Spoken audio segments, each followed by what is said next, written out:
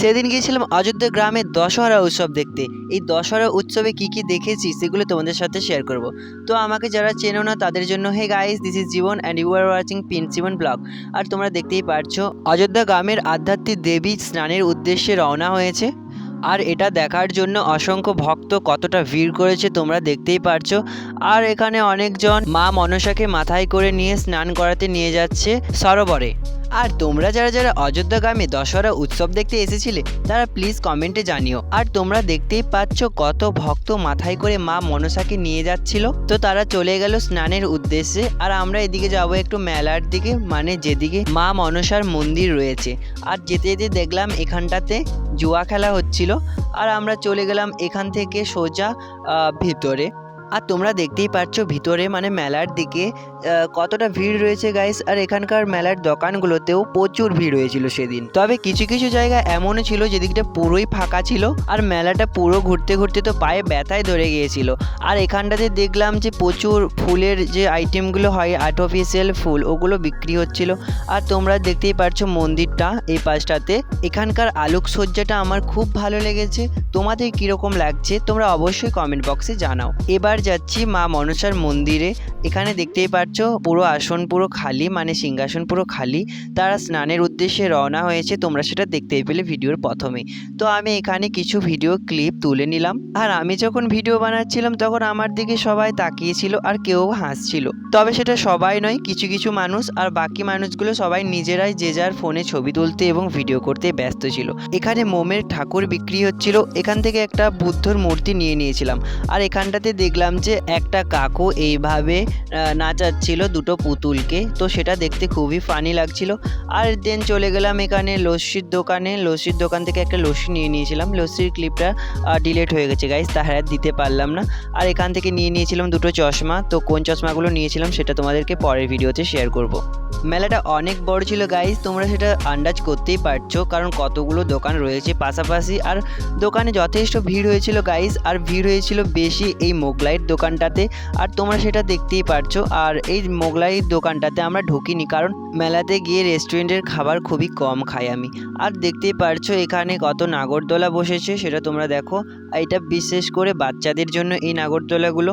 আর এখানটাতে দেখলাম হরেক মাল 40 টাকার দোকানে প্রচুর পরিমাণে মেয়েদের জুয়েলারি বিক্রি হচ্ছিল।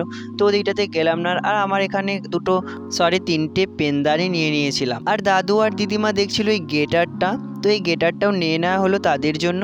আর দেখতেই পারছো মন্দিরটাকে আরেকবার দেখিয়ে দিলাম। মন্দিরটা কীরকম লাগছে তোমরা অবশ্যই কমেন্ট করে জানিও। আর আমরা তো এখান থেকে বেরোতেই পারছিলাম না, প্রচুর ভিড় ছিল। দেন চলে গেলাম এই ফুলের দোকানটাতে। এখানে ফুল এবং কাপের যে আইটেমগুলো হয় ওগুলো বিক্রি হচ্ছিল। আর এখানটাতে বই, তারপর পেন্টিং, এইসব বিক্রি হচ্ছিল।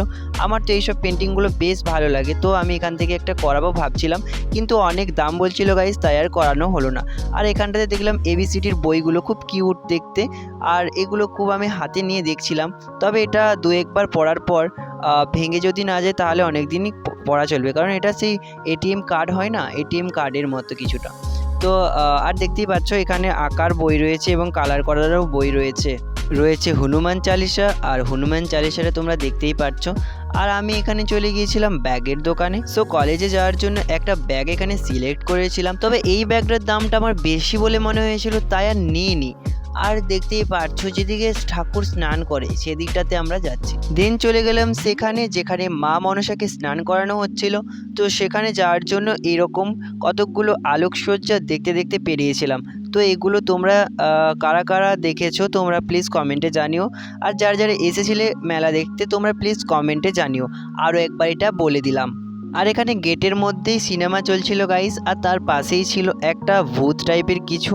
এটাকে কি বলে তোমরা অবশ্যই কমেন্ট করে জানিও। আমি ঠিক জানি না এই ভূতটার নাম কি, হয়তো স্কন্ধ কাটা হতে পারে। আর এখানটায় চলে গেলাম আমরা, যেখানে ভক্তরা এভাবে বিশ্রাম নিচ্ছিল, কারণ তারা প্রচুর টায়ার্ড হয়ে গিয়েছে। আর দেখতেই পাচ্ছ স্নান করানোর জায়গাটাতে কতটা ভিড় ছিল। আর এখানে বোম বাঁধা হচ্ছিল, বাজি ফোটানোর জন্য যে গাছগুলো করা হয় ওগুলো বাঁধা হচ্ছিল। এই এত গরমে এত ভিড়ে আমরা সেদিন তো ঠাকুরের স্নান করানোটা দেখতেই পাইনি। তো তোমাদেরকে একটু জুম করে ঠাকুরকে দেখিয়ে দিলাম। আর দেন আমরা বাড়ি ফেরার জন্য বেরিয়ে গেলাম। আর ওখান থেকে তো বেরোতেই পারছিলাম না গাইস, কতটা ভিড় ছিল। এই এত ভিড়ের কারণে আমরা বেরোতে আধ ঘন্টা লেগে গিয়েছিল। তারপর চলে গিয়েছিলাম ফুচকা খেতে। তো ফুচকা খাওয়ার পর আমরা চলে এসেছিলাম আইসক্রিম খেতে। আর ওখানটাতে দেখলাম যে বাচ্চারা এইভাবে এই টয় ট্রেনটাতে চড়েছে এবং তাদের আনন্দ উপভোগ করছে। তোমরা কারা কারা টয় ট্রেনে চেপেছো বা টয় ট্রেনে চাপতে খুব ভালো লাগে তোমরা প্লিজ কমেন্টে জানিও। তারপর আমরা এখান থেকে নিয়েছিলাম ভ্যানিলা ফ্লেভারের কর্নেটো। তো এই কর্নেটোটা খেলাম, খাওয়ার পর বাড়ি ফিরে এলাম। তোমাদের এই মিনি ব্লগটা কেমন লাগলো তোমরা অবশ্যই কমেন্ট করে জানিও। Bye guys.